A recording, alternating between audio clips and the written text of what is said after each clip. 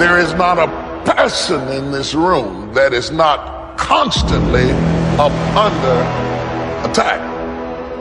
No matter how blessed you've been, no matter how successful, no matter how accomplished, no matter how healthy, no matter how fruitful you are, somewhere in your life you are either being attacked or about to be attacked in some area of your life.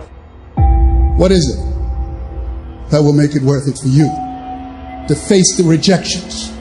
What is it that will make it worth it for you to brainstorm and not be intimidated and say, I can do this? What is it that will make it worth it for you to raise the bar on yourself and say, I got some more stuff in me? What is it that will make it for you when you want to give up?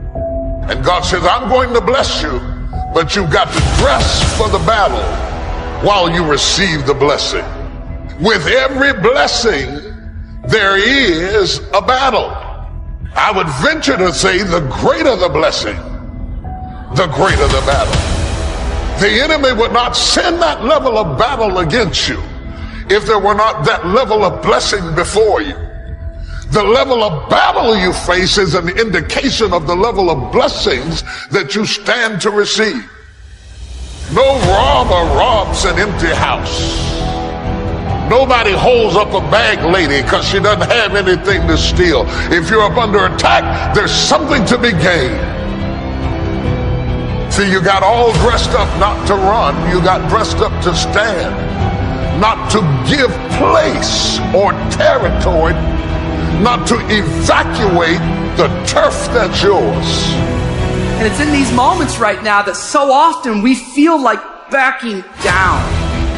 Life ain't gonna be easy. Ain't nobody gonna hand you nothing. You still gotta go to work. You still gotta compete against everybody in your industry. Life's still gonna happen while you trying to blow up.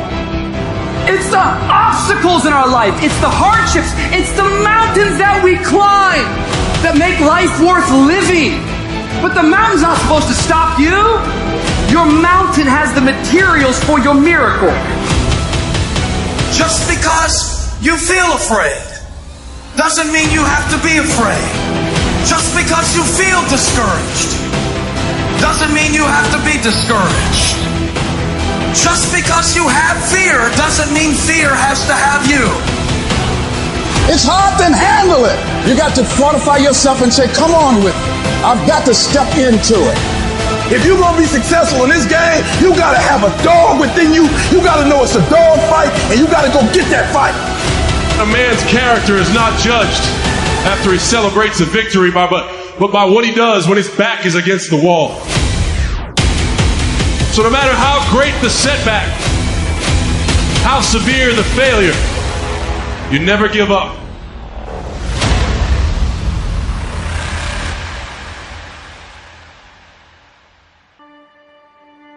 Grab and seize this opportunity like you've never seized anything in your life before to make something remarkable of it. Take advantage. Don't be lazy, especially in the spring. Don't be distracted, especially in the spring. You've got to take advantage of every spring that comes because there's only a handful. Life isn't forever. It finally comes to an end. One of the Beatles wrote, all things must pass. The sunrise doesn't last all day. Spring doesn't last all summer. The sunset doesn't last all night. We all have periods of time, pieces of time. And when those pieces of time comes, what you've got to do is take advantage of each time that comes. At the longest, life is brief.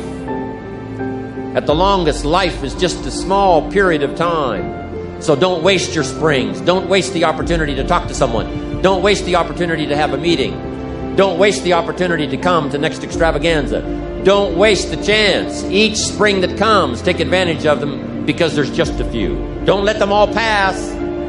Take advantage. Now here's number 3.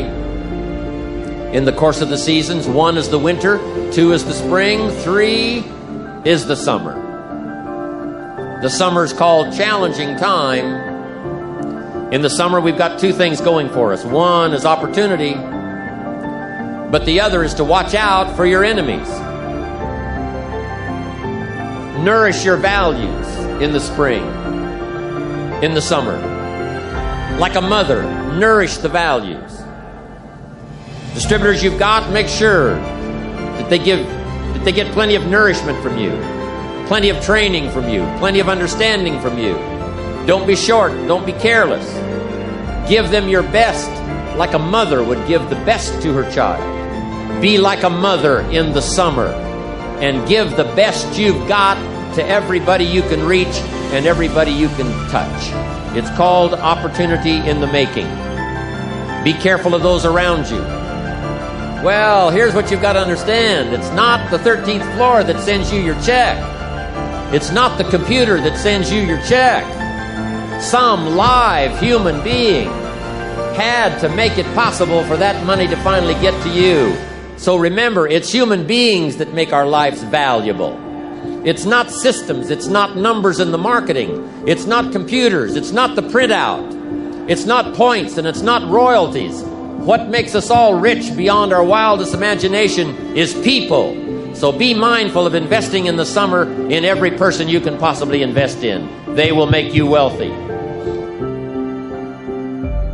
Of course you struggle to remember it in your day-to-day life, because life is difficult and it's harder to do things than not to do them, and it's harder to do them well than to do them badly.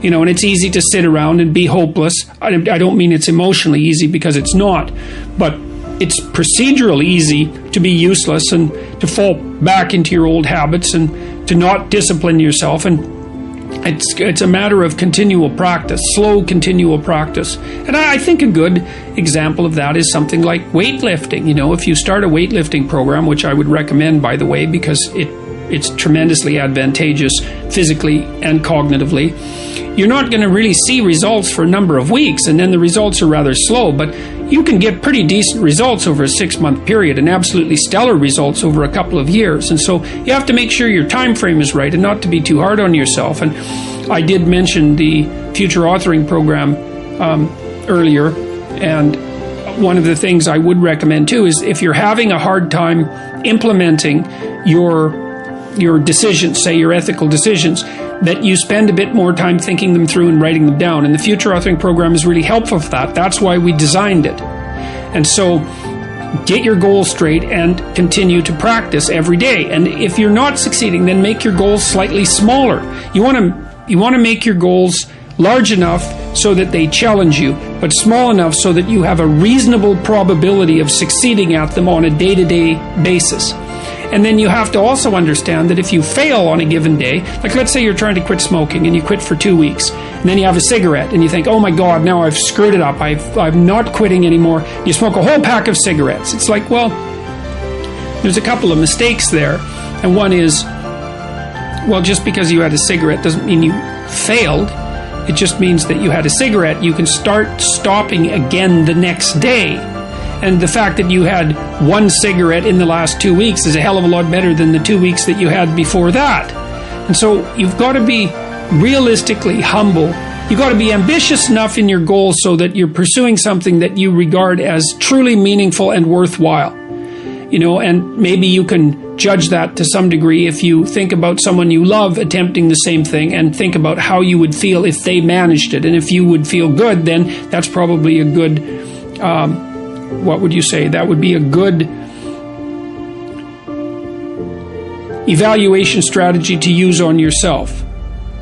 So you want your goals to be of sufficient nobility so that you can live with yourself properly if you're pursuing them, but you want them to be small enough so that you have a reasonable probability of implementing them. If you're having a discussion with someone and they're talking about things that don't have those characteristics, right, that they haven't made personal, then the conversation is almost never interesting. It's because the person they really are an empty shell through which ideology, cliches and slogans are pouring. There's nothing about that that's compelling because you don't see the grappling. You don't see that the other person has grappled with the ideas and come to their own unique conclusions. And it really is in that mingling of the abstract and the particular that compelling wisdom is to be found. And so that's and then concretely speaking, Well, there's ways of earning your knowledge, and part of that is reformulating it in your own words. That's thinking it through, right? And discussing it until you have it at hand.